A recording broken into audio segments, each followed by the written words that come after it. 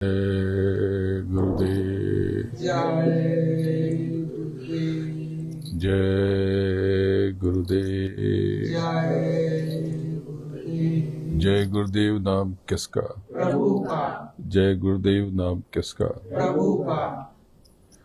परम पूज्य गुरु महाराज के चरणों में बारंबार नमन करता हूँ और आप सबके आगे चक्र पर बैठी आपकी सूरत को प्रणाम करता हूँ। पवित्र जीवात्मा, ये दीपावली का महापर्व। पर्व और त्योहार में फर्क होता है। त्योहार आप उत्सव समझ लो, लेकिन पर्व कुछ और है। पर्व भाग्य बदलने का काल है। सब कुछ आमूलचूल रूप से परिवर्तित कर देने की बेला है। तो दीपावली पर आपने दिए जलाए, पर दिए जलाने आपको आए नहीं।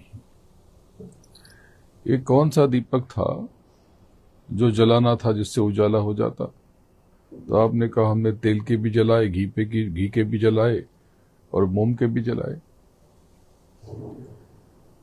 लेकिन फिर आपके जीवन में इतना अंधेरा क्यों है? और ये दीप जलाने से हुआ क्या? अगर दीप जलाने से आपके जीवन में उजाला हो जाता तो आपके जीवन में न इतने कष्ट होते, न इतनी उलझन होती, न इतनी पीड़ा होती, न इतनी बेचैनी होती। आपके जीवन में आनंद होता, उल्लास होता, रोशनी होती। और दीप तो रोज जलाते हो। पहले तेल और घी के जलाते थे, अब बिजली के जलाते। और दीप न भी जलाते तो भी कुछ घंटों की बात थी, महादीप प्रज्वलित हो जाता। वो भास्कर, वो शम्स, वो सूरज निकल आता।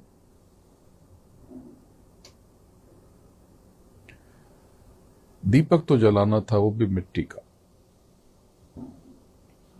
अगर आपने सही तरह से दीपक जलाया होता तो आपके जीवन में उजाला छा जाता।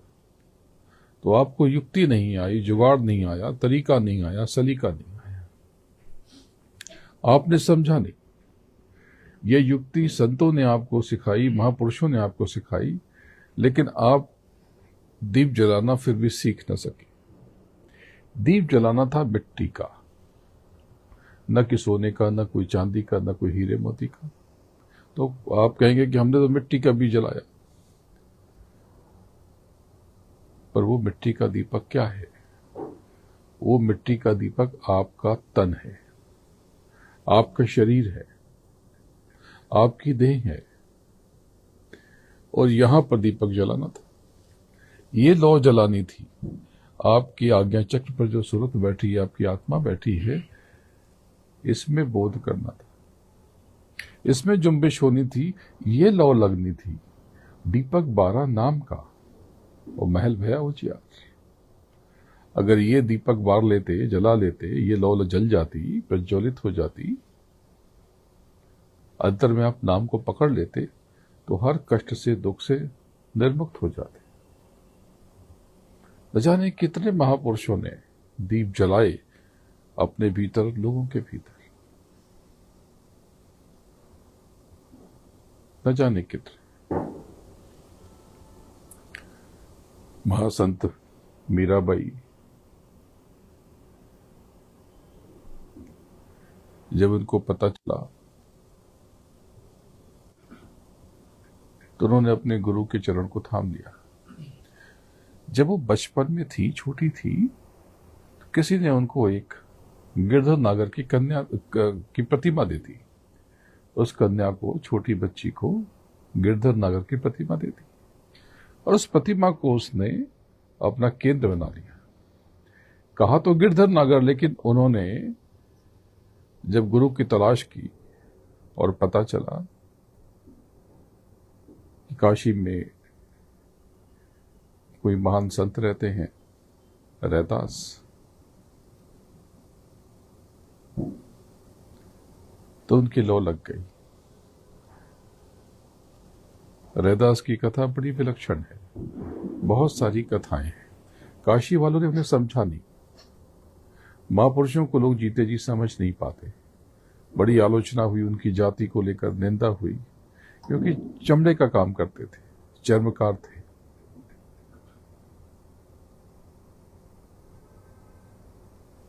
जाति व्यवस्था उस समय चरम पर थी, तो वो एक कारण था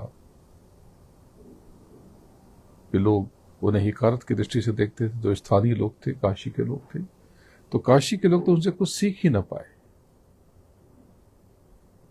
कुछ सीख न पाए। ऐसे ही एक राजा, उनकी महिमा उसने सुनी और किसी से कहा कि भाई मैंने संत रैदास की महिमा सुनी है, मुझे दर्शन करते हैं।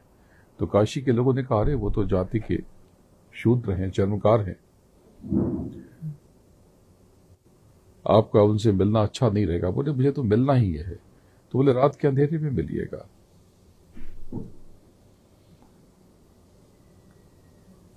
उजाले में मत मिलिएगा, नहीं तो आपकी बदनामी होगी। वैसे ही किया।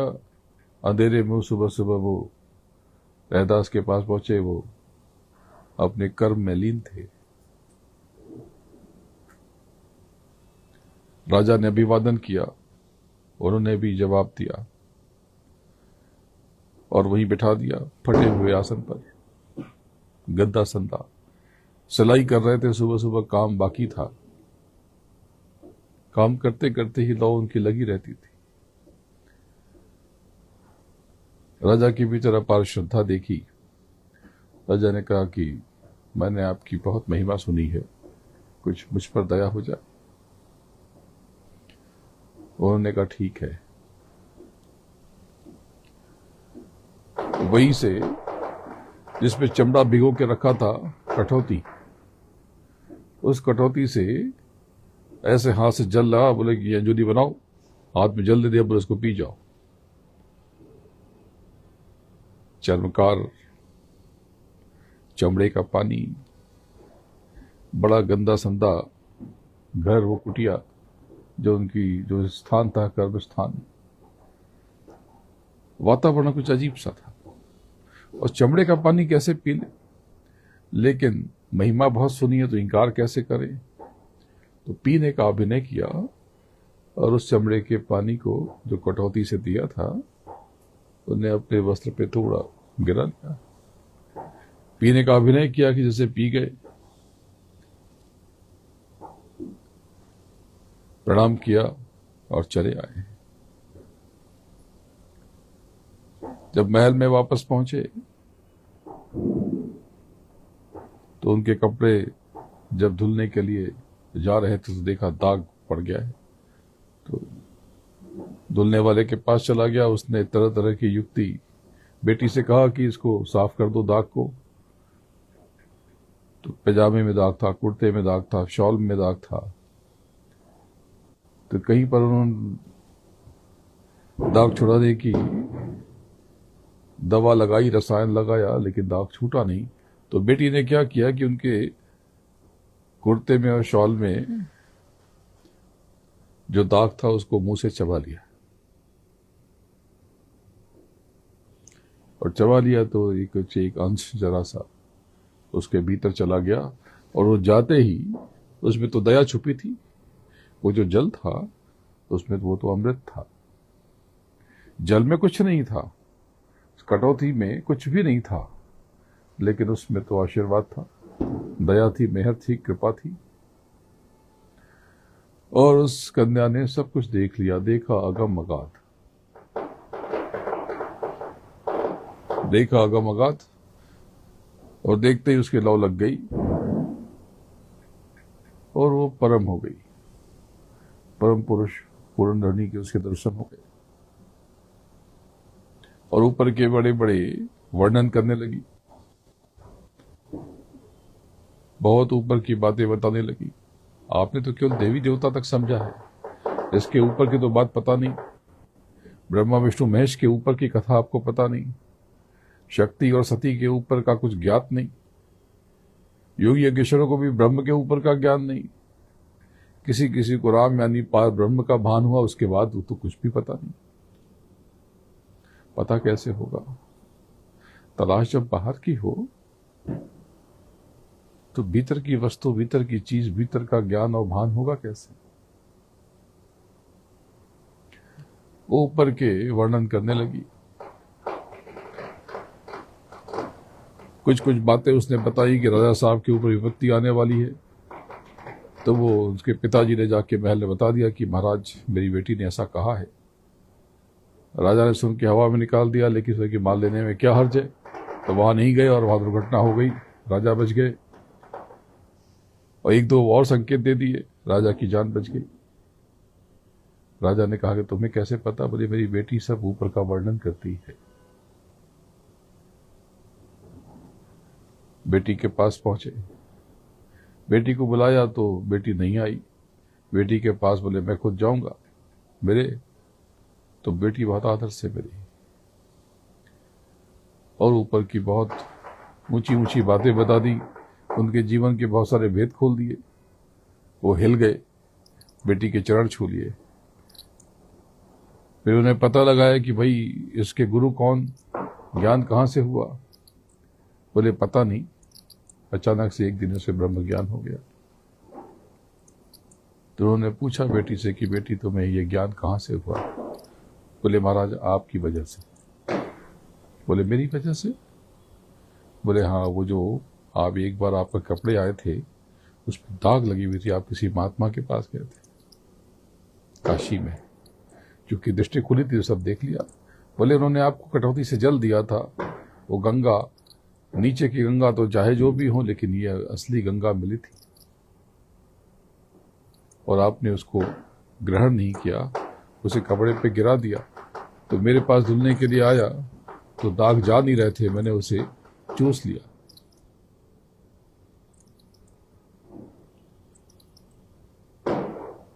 और मेरे ऊपर सदगुरु की दया हो गई, कृपा हो गई। राजा को सारी घटना रील की तरह दिखाई पड़ने लगी, सब याद आ गया। कांप उठे, सर ठोका। इतना अमोलक अवसर मिला था, इतना बेशकीमती मौका मिला था, और उस अवसर को उन्होंने हाथ में पाके भी गंवा दिया। बहुत दुखी हुए, बहुत परेशान हुए। फिर से कार्यक्रम बनाया और सदगुरु के पास गए, रैदास जी के पास गए। बोले आओ राजन, कैसे आना हुआ?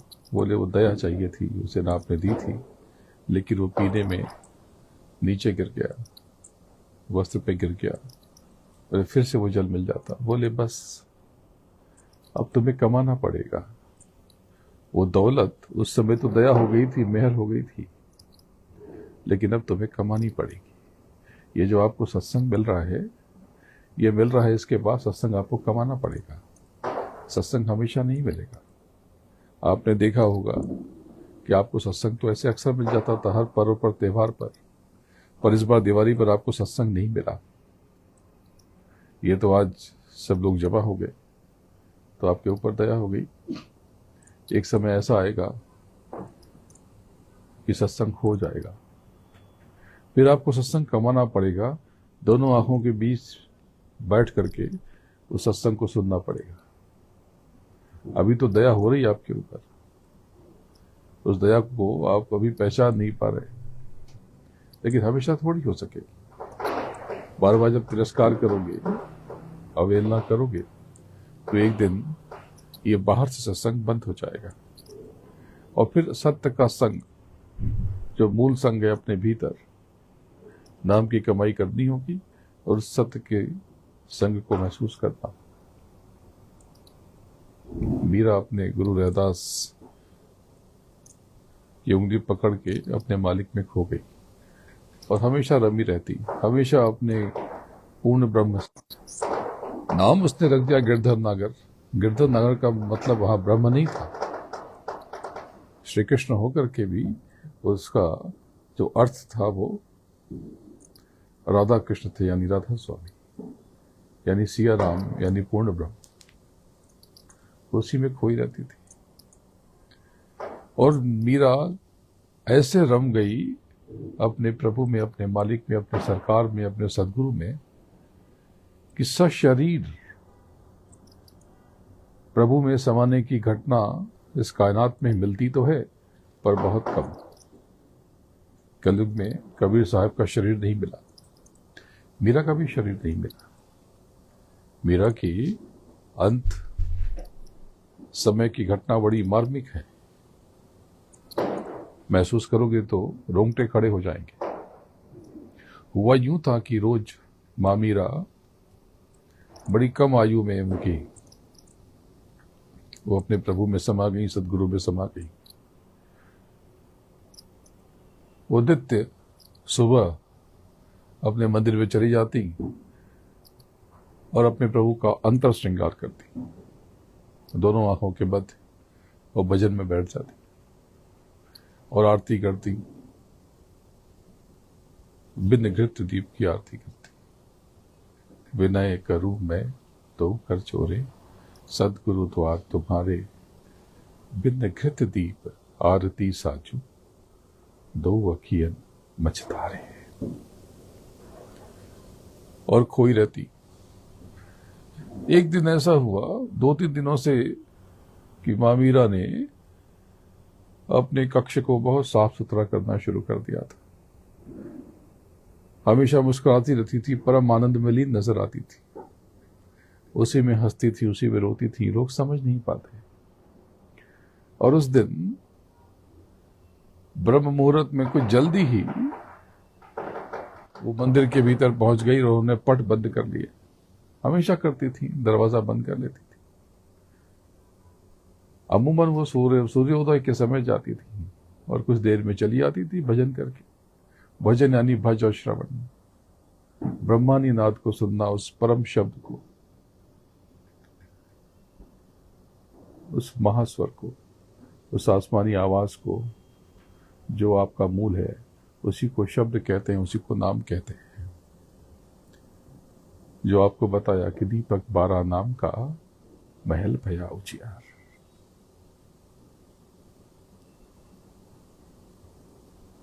तो वो चली गई सुबह सुबह भोर में ही। जैसे रात गहराई वो स्नान करने लगी और जैसे ही मध्यरात्रि बीती, 2-2:30 बजे होंगे, 3 बज रहे होंगे, वो तैयार होना शुरू हो गई। सब कुछ सलीके से रखा, तरीके से रखा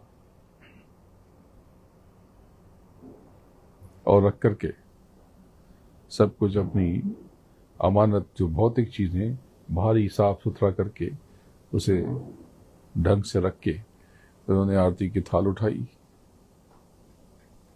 वो आरती तो सांकेतिक थी, असली आरती तो अंतर में होती है। आरती अंतर से बना है, अंतर यानी भीतर। और वो दरवाजा बंद कर लिया। सूर्योदय हो गया।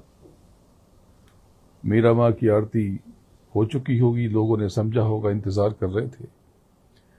तो जो उनकी देखभाल किया करते थे वो इंतजार कर रहे थे। देर ज्यादा हो गई, सूरज चढ़ने लगा, मीरा मां बाहर नहीं निकली। दोपहर हो गई, लोग बार बार कान लगा के सुनते कि भाई कारण क्या हुआ। जब दोपहर ढलने लगा, सांझ की तरफ सूरज बढ़ने लगा, तब चिंता हुई, तब खुसर फुसर शुरू हुई कि माता जी सुबह से गई हैं और अभी तक मंदिर से निकली नहीं है। कोई और दरवाजा नहीं था, कोई खिड़की दरवाजे दूसरे नहीं थे, एक ही मुख्य द्वार था। रोशनदान थे, पर ऐसे न थे कि ऊपर से कोई चढ़ के देख लेता।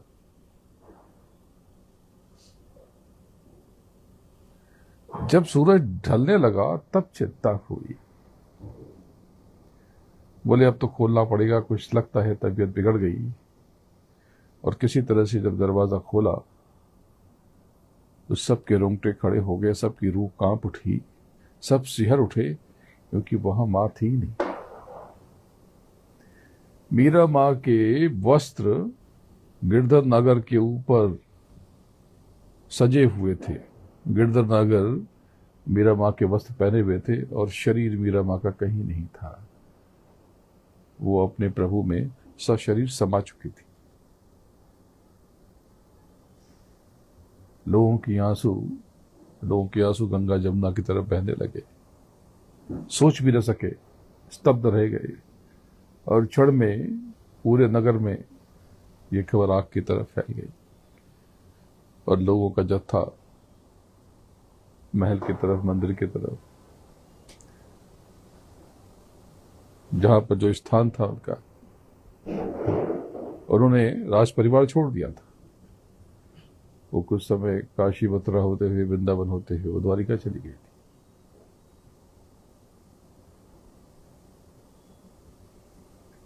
ऐसी अद्भुत घटना बहुत कम मिलती है। कबीर साहब के साथ ऐसा ही हुआ। उनकी भी देह वो सशरीर समा गए। महापुरुषों की देह तो एक माध्यम है, वो तो शक्ति का स्रोत है। आप उन्हें नहीं समझ पाते, ये आपकी बदकिस्मती। वरना तो आपके पास बहुत आना चाहते हैं, ना आपसे कुछ लेना चाहते। मैं तो गुरु नहीं हूं, मैं तो अपने गुरु महाराज के चरणों के रज्र हूं, धूल हूं और आपका सेवक हूं। लेकिन देखो, बहुत जाने के कहीं जाने का इच्छुक नहीं। जहां जहां भी गया लोगों ने बहुत बुलाया, तब एक बार चला गया।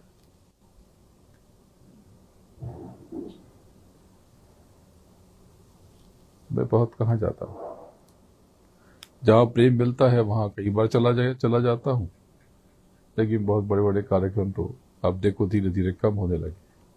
आपको संकेत दे दिया कि एक समय ऐसा आएगा कि आपको सत्संग नहीं मिलेगा और ये जो यज्ञ हो रहा, एक दिन ऐसा आएगा कि ये यज्ञ भी रुक जाएगा। ये बाहरी यज्ञ, फिर केवल चौथे यज्ञ की तैयारी होगी, बाकी कुछ होगा नहीं। तो आप मूल बात को समझ लो। तो असली दीप तो इस मिट्टी के पात्र में नाम का दीप जलाना है। जब आप देखोगे तो हैरान हो जाओ। जब सूरतें अनामी में थी तो बहुत शक्तिशाली थी, वो सनामी का ही हिस्सा थी। वो शब्द भी अनामी में, पर वो शब्द कैसा उसको आप महसूस नहीं कर सकते, क्योंकि उसकी कोई नकल नहीं है। उस ध्वनि की, उस शब्द की, उस रूप स्वरूप की कोई नकल नहीं है कि बताया जा सके। तो बस आप यूं ही समझ लो कि अनामी लोक में अनामी पुरुष ही लोक है, और शब्द भी उसमें, सूरत भी उसमें। सूरत में यानी आप जब अनामी में थे, उस मालिक में थे, आप इतने शक्तिशाली थे कि ईश्वर, ब्रह्म, पारब्रह्म, महाकाल लाखों करोड़ों अरबों खरबों आ जाएं तो भी आपसे ज्यादा ताकतवर नहीं थे। उनसे भी लाखों गुना ज्यादा प्रकाश आपके भीतर। वो प्रकाश अभी विद्यमान है, बस आप अपने स्रोत से टूट गए। एक बात समझ लो कि मानव तन रहते ही प्रभु की प्राप्ति होगी, आत्मबोध होगा। इस तन के मिटने के बाद कुछ भी नहीं होगा। दुनिया के कष्ट आपके कारनामों की फसल है।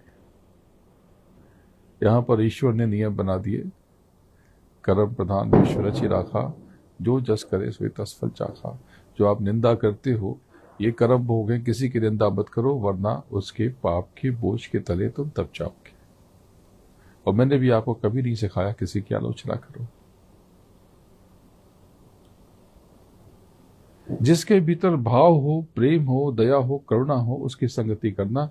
जिसके भीतर अभाव आ जाए, वो आपके भीतर जहर घोलने की कोशिश करने लगे, उससे दूरी बना लो। कोई भी हो, क्योंकि ये छूत की बीमारी आपको दे करके वो नष्ट कर देगा आपको। विज्ञान की भाषा में समझो, आज की आधुनिक भाषा में समझो, तो एक खराब सॉफ्टवेयर, जिसको आप वायरस कहते हो, आपके हार्ड डिस्क को, आपके मोबाइल को, कंप्यूटर को नष्ट भ्रष्ट कर देता है, बर्बाद कर देता है। एक गलत विचार आपकी पूरी देह रचना को, संरचना को, आपकी पूरे वजूद को, अस्तित्व को नष्ट और भ्रष्ट कर देता है। बाहरी चीजों में क्या तलाश करते हो? मैंने तो आपको कह दिया साफ साफ कि आप केवल 2.5 घंटे नाम की कमाई में दो। अगर आप ये करने लगोगे तो आपके भौतिक कष्टों की जिम्मेदारी मेरी। फिर आपको क्या चाहिए? इससे बढ़ के आपको क्या चाहिए? कितना आप आजमाते हो? आप खुद बताओ। मैंने आपसे कभी कुछ लेने की कोशिश की? कुछ आपसे खींचने की, हासिल करने की कोशिश की? केवल देने की कोशिश की। आपको आदर दिया, आपको मान सम्मान दिया, आपको भोजन कराया, आपको जल पिलाया, जरूरत पड़ने पर आपको धन भी दिया। कभी नहीं चाहा कि आप कुछ दे दो मुझे, क्योंकि आपके पास आपका कुछ है ही नहीं। आप मुझे दोगे क्या? जो मांगा था वो आपने दिया नहीं। क्रोध मांगा था, संदेह मांगा था, उल्टी सोच मांगा। कुछ लोगों ने थोड़ा बहुत दिया, लेकिन अधिकतर लोगों ने दिया नहीं। ये जो अपशब्द है ना, ये सब भ्रष्ट कर देते हैं, नष्ट कर देते हैं। वाणी पर ध्यान रखो। किसी की निंदा मत करो, किसी की आलोचना मत करो, अपशब्दों का प्रयोग मत करो। ऐसी वाणी बोलिए मन का आपा खोए, औरों को शीतल करे और आपहु शीतल हुए। इसका विशेष ध्यान रखो, क्योंकि आप क्या हो ये सब आपकी वाणी तय करती है। वाणी कमांड है। इसको अंग्रेजी में कहते हैं वॉइस कमांड। जो बोलोगे सब हो जाएगा। बोलोगे जाओ तेरा नाश हो जाए, तो उसका भी नाश होगा, उससे फिर तुम्हारा नाश हो जाएगा। तो तुझे कीड़े पड़ेंगे। अब तुमको पड़ेंगे, उसको पड़े ना पड़े, क्योंकि तुमने कमांड दिया, तुम पे ही तो आएगा। तुम्हारा कमांड दूसरों पे कैसे जाएगा? जो तुम कर्म करते हो, जो आप कर्म करते हैं, वो सब आपके लिए है। किसी के कर्म से आपको क्षति नहीं पहुंच सकती। लगता है कि नुकसान पहुंचा दिया, उसने उसको कष्ट दे दिया, पीड़ा दे दिया। नहीं, वो तो क्षणिक है। सारी उसने अनंतों जन्मों तक की पीड़ा का इंतजाम कर लिया। तो वाणी को लेकर सतर्क रहो।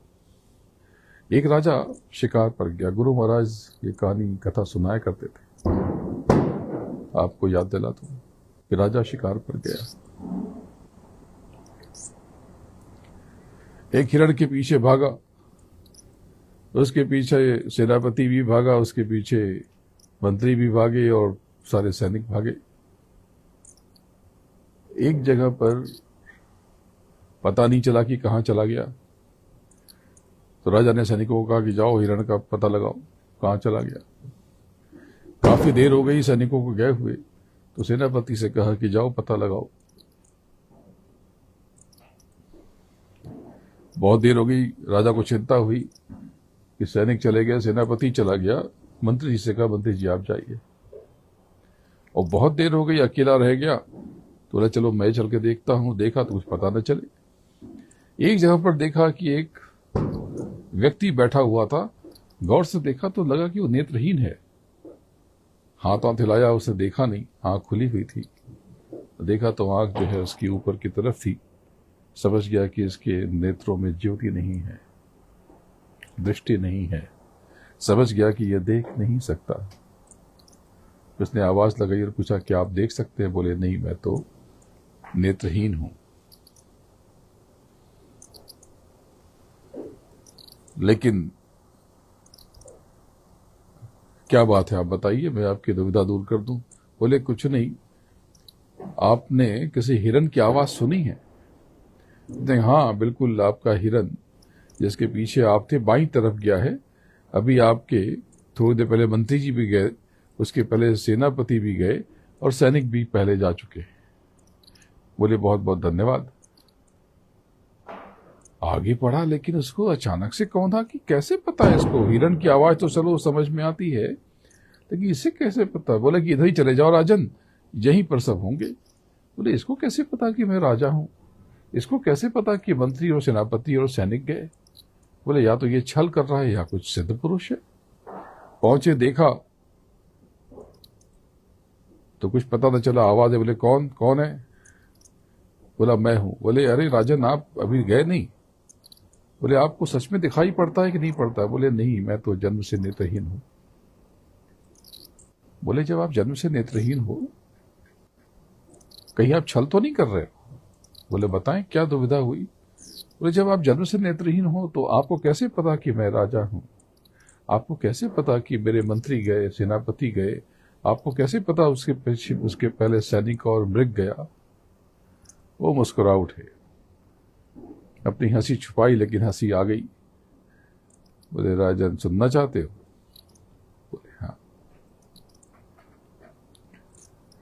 बोले जंगल में रहता हूं तो हर पशु पक्षी जीव जंतु की ध्वनि पहचानता हूं।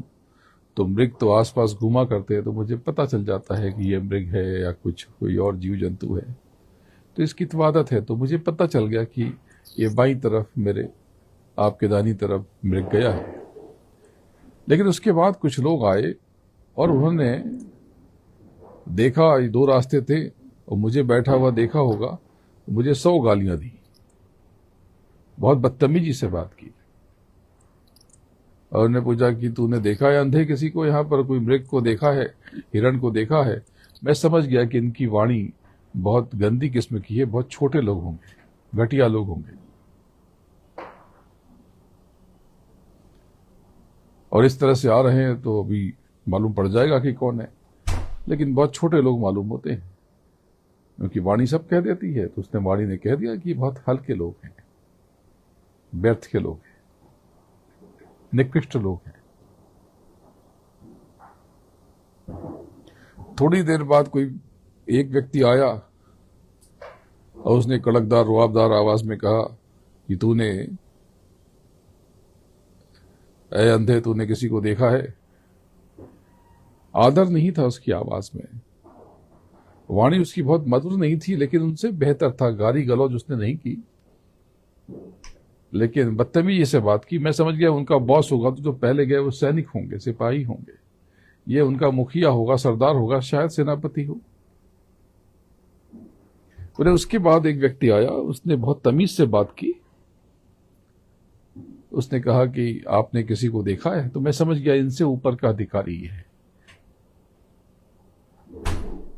बहुत आदर सूचक शब्दों का प्रयोग नहीं किया, लेकिन मीठी आवाज थी, तो मैं समझ गया कि ये थोड़ा सा उच्च कुल का व्यक्ति लगता है, इनसे बेहतर है, तो जरूर मंत्री रहा होगा। फिर आप आए, आपने बड़ी मृद भाषा में, बड़े मीठे तरीके से, बहुत आदर देके कहा कि आदरणीय सूरदास जी, आपने यहाँ किसी को देखा है? किसी मृग को, किसी हिरण को? तो मैं समझ गया कि आवाज में इतनी मिठास है, इतना आदर है, कोई जान पहचान नहीं है, फिर भी उसके शब्दों में मर्यादा है, प्रेम है, गहराई है, शीतलता है।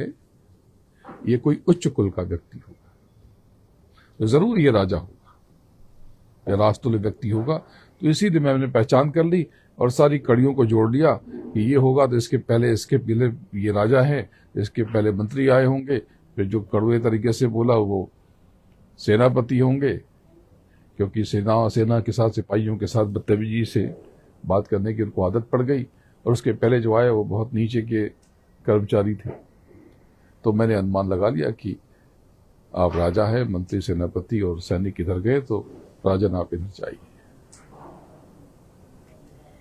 राजा चकित रह गया, वाणी की मर्यादा का एहसास उसे भी नहीं था। आपको भी तो नहीं है? क्या आपको भी वाणी की मर्यादा का एहसास है? जब आप कड़वा बोलते हो, आप शब्दों का तेज आवाज में प्रयोग करते हो, मतलब कि आप ये सिद्ध कर देते हो आप बहुत छोटे और निकृष्ट हो, बहुत निम्न कोटि के व्यक्ति हो।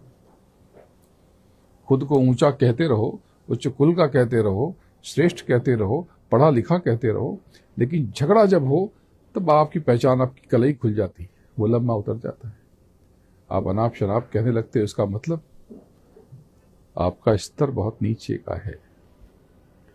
लेकिन ऐसे बहुत से लोग हैं जो झगड़े में भी, वाद विवाद में भी अपने शब्दों की मर्यादा नहीं खोते, मतलब वो बहुत उच्च कुल के हैं, या उच्च व्यक्ति हैं या ऊंचाई उन्होंने स्वयं अर्जित की है।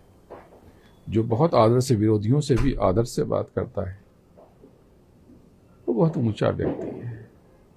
तो आज से इस सूत्र को गांठ बांधो कि ऐसी वाणी बोलिए मन का आपा खोए, औरों को शीतल करे और आपहु शीतल होए। ये वाणी बहुत कमाल की है। अगर आपका वाणी पे नियंत्रण नहीं है तो कुछ भी हो जाए, ना तो आपका लोक बनेगा ना परलोक बनेगा, ना अर्थ बनेगा ना परमार्थ बनेगा। अर्थ यानी भौतिक धन संपत्ति और परमार्थ यानी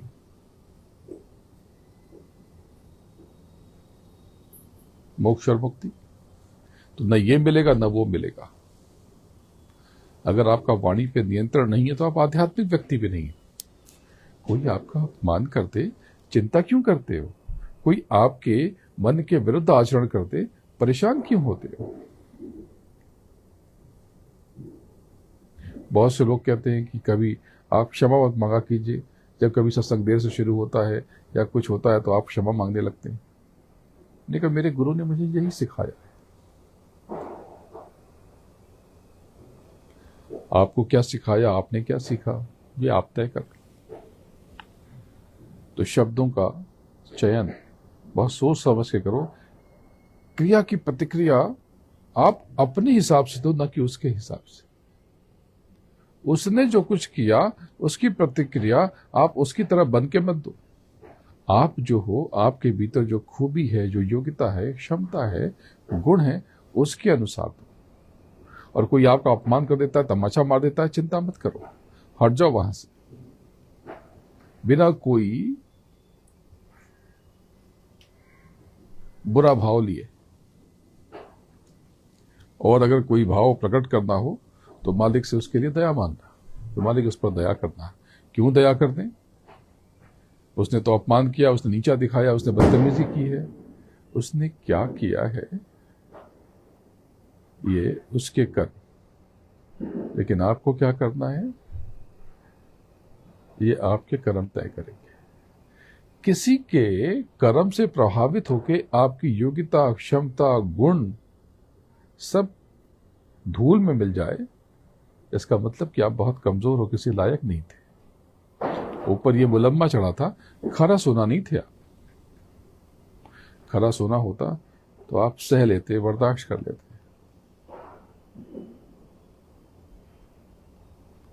तो इसका ध्यान रखना और नाम की कमाई करो। दीप जलाओ ऐसा तो फिर कभी ना बुझे। एक बार जल जाए, लौ लग जाए तो बात बन जाए। देखो प्रेमियों, ये जो समय का फेर चल रहा था उल्टा सुल्टा, ये अगले 2 हफ्तों के बाद तो परिवर्तित हो जाएगा। लेकिन मार्च के आखिरी हफ्ते या अप्रैल की शुरुआत से चंडी पूरी दृष्टि से सृष्टि को देखने वाली है। ऐसा विचित्र समय अगले 2-5 सालों में आने वाला है कि आपकी रूह कांप उठेगी। ये मत कहना कि बताया नहीं, अभी से बता रहा। आने वाले कुछ सालों में आर्थिक स्थिति बदतर हो जाएगी। अभी शेयर बाजार चढ़ रहा है, ये चढ़ेगा, सोना ऊपर जाएगा, चांदी ऊपर जाएगी। लेकिन एक दिन भरभरा करके ये शेयर बाजार एक झटके से गिर पड़ेगा, लड़खड़ा पड़ेगा और आपकी गाड़ी कमाई एक रात में ही सुहा हो जाएगी। ये मत कहना कि बताया नहीं। लोभ में मत फंसना। कुछ भ्रम हो तो पूछ लेना। और सबसे बड़ी बात समझ लो कि आपके धनी होने का सूत्र क्या है? सेवा। अपनी कमाई का एक हिस्सा, कम से कम 10वां हिस्सा परमार्थ पे और लोगों की सेवा में जरूर खर्च करना। दोनों के लिए अलग अलग, एक में निकाल के ये सब गाल में मत करना। बहुत से लोग अलग करते हैं, उसी में आने जाने का खर्चा भी निकाल लेते हैं। ये सब फंस जाओगे। तो लोग कहते हैं कि अरे भाई पूरा नहीं पड़ता, 200 का खर्चा है, कमाई 100 की है, तो क्या करें? तो 100 तो कम पड़ रहा है ना? बिल्कुल पड़ रहा है। तो 100 कम पड़े या 110 कम पड़े, क्या फर्क पड़ता है? बात को गहराई से समझो। खेती करनी है, जमीन बहुत अच्छी है, खाद भी है, पानी भी है, धूप भी है, मौसम बढ़िया है, खेती के अनुकूल है, तो क्या खेती आपके पास हल भी है या ट्रैक्टर भी है, उसकी आपने जुताई भी कर दी, तो क्या फसल अच्छी हो जाएगी? एक दाना पैदा नहीं होगा घास के सिवा, क्योंकि आपने बीज ही नहीं बोया।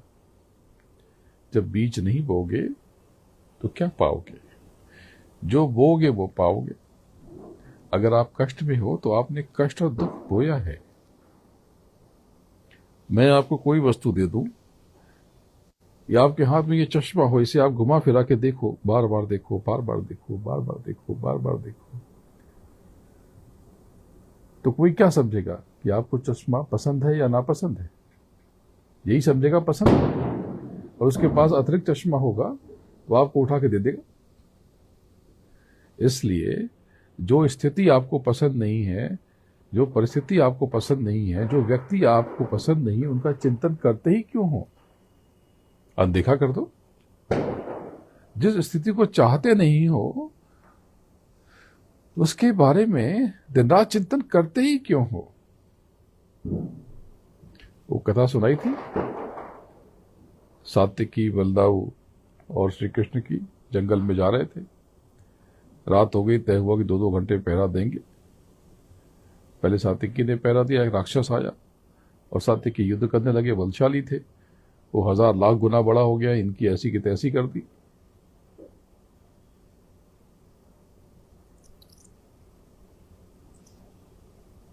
थक गए, 2 घंटा बीत गया, पसीने पसीने लथपथ हो गए। तुरंत बलदाऊ को उठाया, उठो ऐसी ऐसी बात है। बोले कोई बात है, तू सो जा,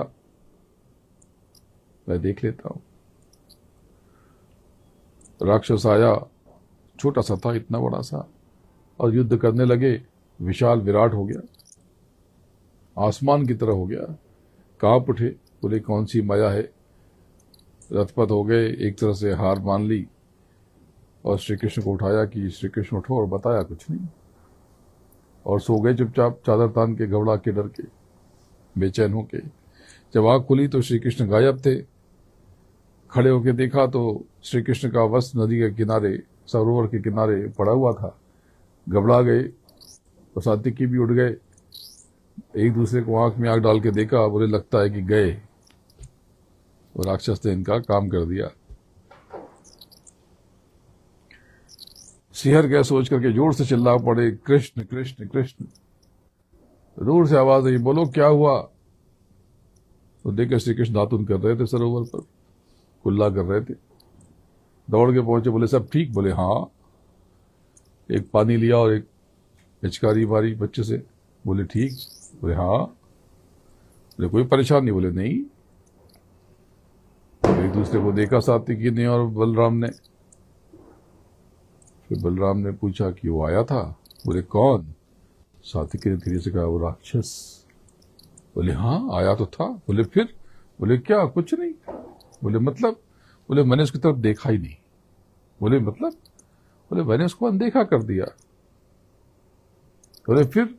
बोले फिर क्या? वो छोटा हो गया और छोटा हो गया और छोटा हो गया, मैं उसे अनदेखा करता रहा और वो विलीन हो गया और भाग गया।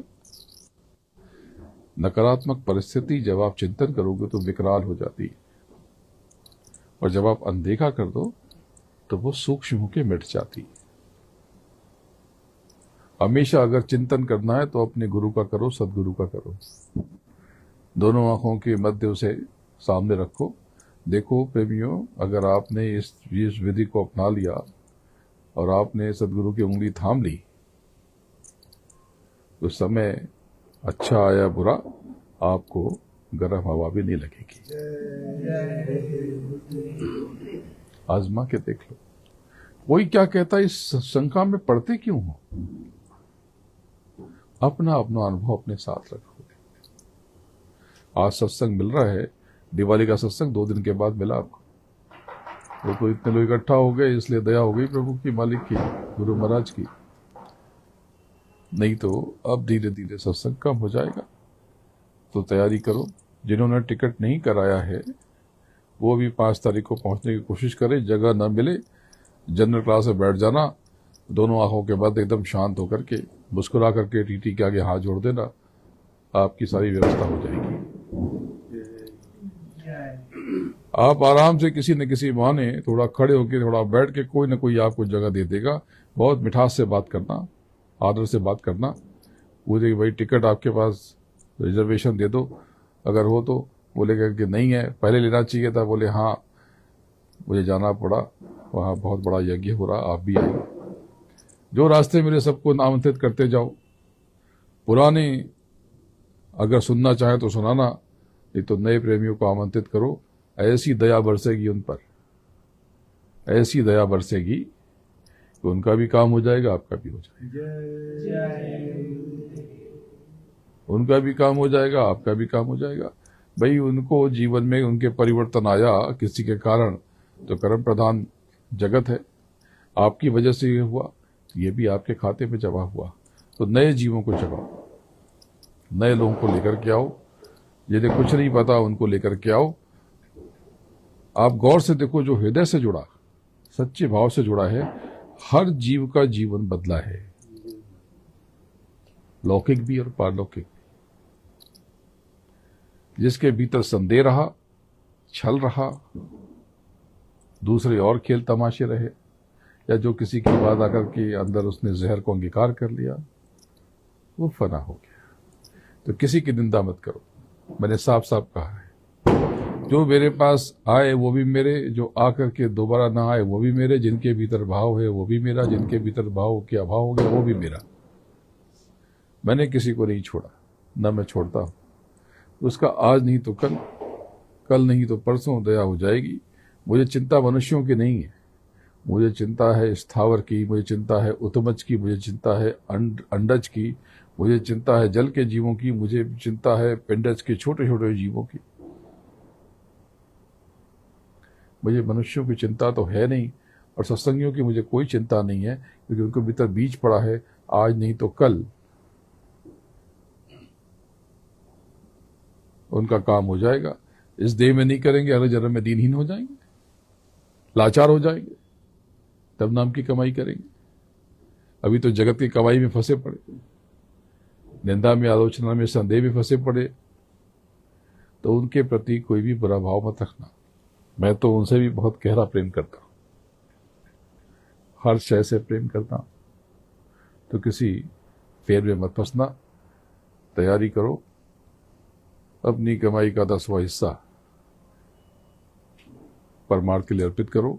इस यज्ञ में अपनी आहुति आप भेजना शुरू कर दो, क्योंकि आपके प्रयास से यज्ञ नहीं होता। यज्ञ तो आप कुछ नहीं करोगे तो भी यज्ञ हो जाएगा, यज्ञ हो जाएगा, करिश्मा हो जाएगा, जादू की तरह हो जाएगा।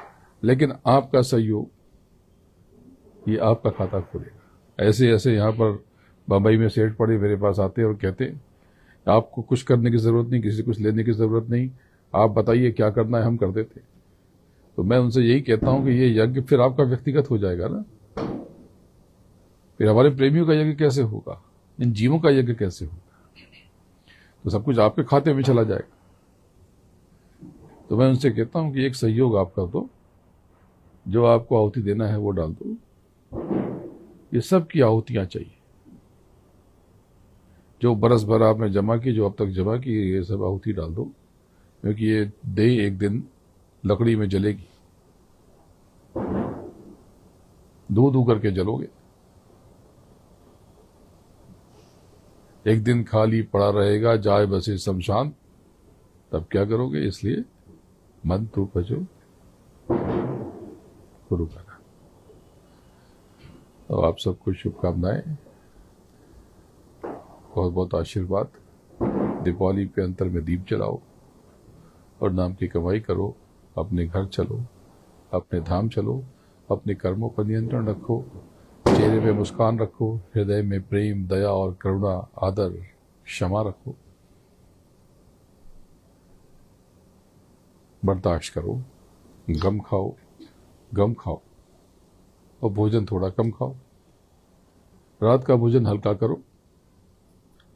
ये नहीं कहता कि भूखे रहो, लेकिन आगे आने वाले समय में ऐसी ऐसी स्वास्थ्य समस्या आएंगी कि सर घूम जाएगा, चकरा जाओगे। तो ये अभी चंडी देखने वाली है, होली बीतने दो, उसके बाद से चंडी फिर से लाल लाल आंख से सृष्टि को, संसार को देखेगी और पूरे संसार अगले कई वर्षों के लिए उलझनों में फंस जाएगा।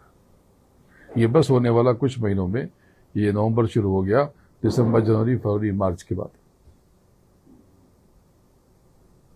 लेकिन मैं फिर से कहता हूं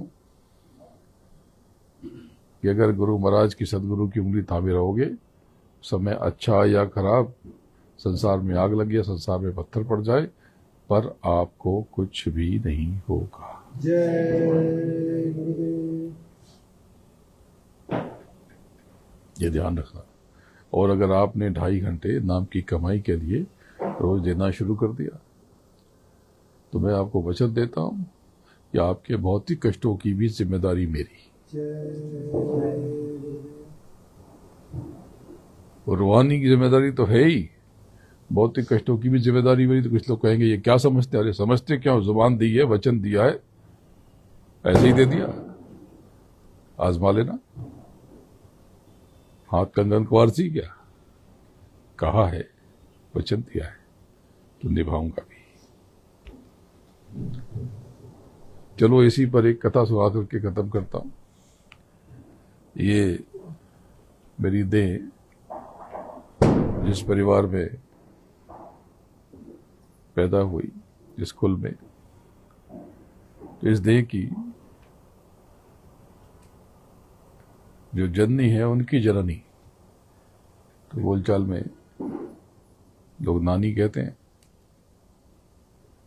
वैसी वो थी, उत्तर प्रदेश के आजमगढ़ में रहती थी। गुरु महाराज ने बहुत समय दिया उस शहर को। मेरे इस देह का जन्म तो काशी में हुआ, आप सबको पता है, वहीं से करीब 90-95 किलोमीटर दूर। तो गुरु महाराज कुछ समय, काफी समय उन्होंने उस आजमगढ़ में बिताया, तो उनको भी उन्होंने नाम का दान व्यक्तिगत रूप से दिया। एक दिन परिवार में, समाज में कुछ बात हो गई और किसी ने कोई झगड़ा, कहा सुनी हो गई, तो किसी ने बहुत तीखी बात कह दी उनको, अरे जब तुम मर जाओगी तो क्या तुमको ये बाबा जी पकड़ के ले जाएंगे, क्या बाबा जी तुमको हाथ पकड़ के ले जाएंगे। बहुत बात गहरे लगी, चुप गई, बहुत दुखी हो गई। तो उन्होंने अपनी 2-3, कई 5 बेटियां थी, तो 1-2 बेटियों का हाथ पकड़ा। एक मेरी माता जी भी थी, छोटी सी थी, और उनसे भी छोटी, पहुंच गई। पता चला गुरु महाराज सो रहे हैं, तो वहीं बैठ गई भूमि पर। थोड़ी देर के बाद गुरु महाराज बाहर निकले, उन्होंने देखा, बोले बच्चे क्या हुआ। तो उस समय तक तो सिसक के चुप हो चुकी थी। फिर देखा और आंख बंद किया, बोले कि तुम रो रही थी। अरे क्यों रोती हो, मैं हूं ना। अब फपक के रोने लगी, पैर पकड़ लिया, कहा कुछ नहीं, एक शब्द नहीं कहा, जुबान से बोल भी नहीं फूटे। वो सिसकी सुन रहे थे, उन्होंने उनकी आंख पोंछी और आगे बढ़ गए, और पीछे मुड़ के देखा उन्होंने कहा जाओ जाके उसको कह दो। फिर सीने पे जोर से हाथ ठोका और कहा कि जाके कह दो कि हाँ, मैं हाथ पकड़ के ले जाऊंगा। वो स्तब्ध हो गई, बात आई गई हो गई। ये बात 50, 52, 53, 55, 56 की होगी। अब इससे बहुत आगे, 40 बरस आगे आ जाओ। अब वो बुजुर्ग हो चुकी थी, उम्र 90-95 थी, शायद 95 के ऊपर थी। बहुत तगड़ी साधना थी उनकी। वो ब्रह्म मुहूर्त में 3-3:30 बजे बैठ जाती थी, और जब तक सूरज चढ़ने न लगे, उगने के बाद तपिश न आ जाए, तब तक वो भजन में बैठी रहती। और चेहरा दमकता चमकता रहता, एकदम गंभीर चेहरा। बड़ी बड़ी दुर्घटनाएं हुई जीवन में, बहुत ऊंच नीच देखे उन्होंने, लेकिन स्थिर रही। बुजुर्ग हो गई थी, नाती पोते भी बड़े हो गए थे। एक दिन अपने कपड़े पलट रही थी, तय लगा रही थी, तो लोगों ने पूछा, बच्चों ने कहा कि दादी क्या कर रही हो? तो उन्होंने कहा कि अरे गुरु महाराज आने वाले हैं ना, तो तैयारी कर रही हूं, अब जाना है, अब समय हो गया, अब जाना है। तो समझ में नहीं आया बच्चों को, बोले कि अरे अभी कहाँ, अभी तो कोई कार्यक्रम है नहीं। दूसरे दिन शाम को उनके छोटे पुत्र आए और उन्होंने कहा कि अरे अम्मा, गुरु महाराज का प्रोग्राम बन गया है और वो आ रहे हैं कल या परसों, जो भी बताया। कोई जवाब नहीं दिया, उन्होंने मुँह सर हिलाया। तो बच्चों ने बताया, अरे दादी को पहले से पता है। लोगों ने ध्यान नहीं दिया, कह दिया होगा किसी ने पहले आकर के। वहां से, शहर से थोड़ा दूर कार्यक्रम था, सत्संग हुआ। गुरु महाराज ने बहुत ऊंचा सत्संग किया और कहा कि आज मैं अपना सालों पुराना वचन निभाने आया, आज मैं अपना वचन निभाऊंगा। और गंभीर होकर के, अमूमन सत्संग के पश्चात वो खड़े हो जाते थे और झुक जाते थे और 2 या 3 बार जय गुरुदेव कहते थे। उस समय जय गुरुदेव नाम परमात्मा का कहते थे, बाद में प्रभु का कहना शुरू किया। इसका भी भेद कभी बताऊंगा। तो उस दिन उन्होंने 7 बार जय गुरुदेव किया और झुक गए। सब लोग खड़े थे, सब लोग प्रणाम करने झुक गए और वो नानी भी झुक गई, वो बुजुर्ग। ये सब सीधे हो गए पर वो नानी सीधी नहीं हुई, वो झुकी रही। गुरु महाराज ऊपर से मन से सीधा उतरे, दंदनाते हुए, स्पीड से, गति से। जिन्होंने उनको पहले देखा है 90-95 के दौर में, सबको पता कि बहुत तेजी से चलते थे, हाथ लहराते हुए जैसे कोई शेर चल रहा।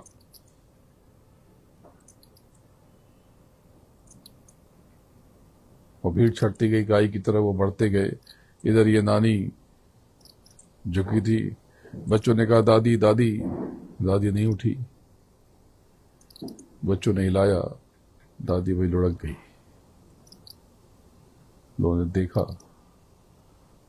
तो आंख एकदम तेजस्वी स्वरूप में खुली हुई थी, ऊपर की ओर चढ़ी हुई थी।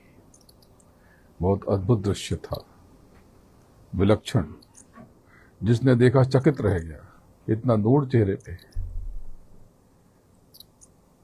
सर यहां से जैसे खाली हो, जैसे सूरज ऊपर सहस्रार से निकल गई हो। हाथ छू के देखा तो हाथ ठंडा हो रहा था, नाड़ी नहीं चल रही थी। तब तक गुरु महाराज को आने में 2-4-5 मिनट लगे, क्योंकि भीड़ बहुत थी और लोग चढ़ गए। लोग जो आसपास परिवार के लोग थे रोने लगे, बोले कुछ नहीं। गुरु महाराज ने इनके सर पे हाथ रखा,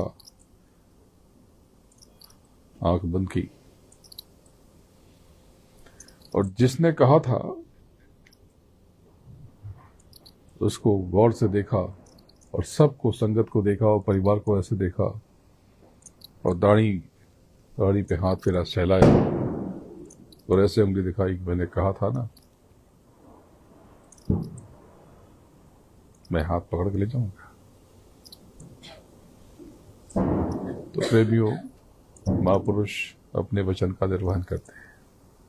संदेह मत करना, शंका का काम नहीं है। कभी भी निंदा न बुरे की करना, सच्चे की करना। निंदा करोगे तो पछताओगे।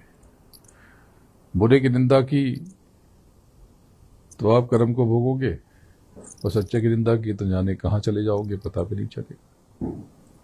आप देखो, मैंने कभी भी आपको निंदा से मना किया। जब आपस में आप एक दूसरे की कहा सुनी करते हो तो मैं बहुत दुखी होता हूं।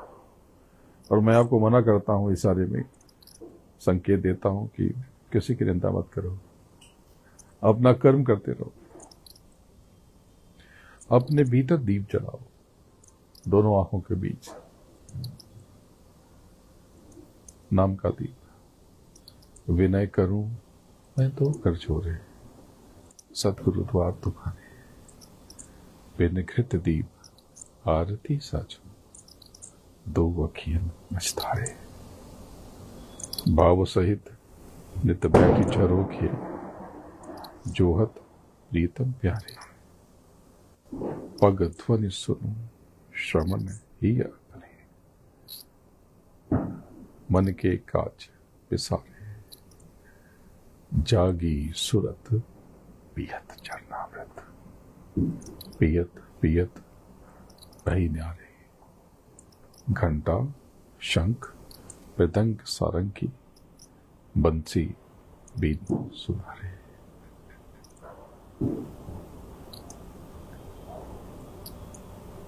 जय गुरुदेव आरती करती, गावत जय जयकारे। विनय करूं मैं दो कर छोरे, सदगुरु द्वार तुम्हारे। बोलो जय गुरुदेव, जय गुरुदेव, जय गुरुदेव। जय गुरुदेव। देखो, आप यज्ञ में अपनी जो भी सेवा देना, भुसावल की संगत जो जिम्मेदार लोग बता दिए जाए उनको देना, या जो वहां पर डब्बा हो यज्ञ मंडप की सेवा, वहीं पर किसी व्यक्ति को, चाहे वो हवन करा रहा हो या वहां पर लाल पीले कपड़ों में हो, किसी भी और दूसरे व्यक्ति को आपको नहीं देना है। जो देना है उस सही जगह पर पहुंचे, इसका ध्यान रखना है। समझ में ना आए, कुछ सेवा देना चाहते हो, इच्छा हो गई तो या तो हाथ में दे दो, या भुसावल की संगत जिसको जिम्मेदार व्यक्ति हैं, आपको नाम पता है, वो जिसको कहते हैं, उनसे संपर्क कर लो, या फिर डब्बे में डाल दो। कुछ समझ ना आया तो मुझसे आके पूछ लो, मैं तो आप सबकी बात सुनता हूं। तो संकेत कह दिया, इस संकेत को फैला देना, आपस में बता देना। और कोई कहे कि भाई यहाँ पर ये पूजा करा दी जाएगी, ऐसा हो जाएगा, भ्रम में मत पड़ना। ये पूजा नहीं हो रही, ये कर्म हो रहा, ये आहुति दी जा रही, यानी भोजन दिया जा रहा। जैसे पशु को, पक्षी को, पशुओं को, मनुष्यों को, परिवार को, समाज को भोजन कराते हो, ये भोजन, ये यज्ञ वेदी भोजन है। ये कर्म किया जा रहा। देखो, कर्म कर्जा है, पाप भी कर्जा, पुण्य भी कर्जा। मैं दोनों कर्जों से आपको मुक्त और निर्मुक्त करना चाहता हूं। लेकिन सुबह उठते उठते ही आप गाली गलौज करते हो, आप शब्दों का प्रयोग करते हो, मन में छल कपट घृणा संदेह दुनिया भर के विचार आते हैं। आप इस कर्म को छोड़ दो तो इस कर्म की कोई जरूरत नहीं। अपने कर्मों पर नियंत्रण कर लो, क्योंकि आप जो कुछ भी भोग रहे हो ना, आपके अपने कर्म हैं, उल्टे पुल्टे कर्म। तो किसी के जहन में ये प्रश्न आया कि हम अपनी जो 10वां हिस्सा क्या यज्ञ में दे सकते हैं? जरूर दे सकते हैं, बिल्कुल दे सकते हो। सेवा आपके खाते में रहती है, तो ये कर्मों की आहुति आप अर्पित करो। और वहां पर आपको अधिक से अधिक समय या तो कार्यक्रम में रहना है, नहीं तो कोने में बैठ करके भजन करना। सुबह कमरे से बाहर निकल आना और वापस किसी को 1 8 10 2-4 मिनट के अलावा किसी को कमरे में रहने की अनुमति नहीं है, क्योंकि आप सो जाओगे, रह जाओगे, आराम करने लगोगे तो आप बहुत कुछ गंवा दोगे। सतर्क हो जाओ और आकर के आप वहां पर कमाई करो। गुरु महाराज के चरणों में नमन करता हूं, आप सबको प्रणाम करता हूं। आप सबको शुभ दीपावली। जय गुरुदेव।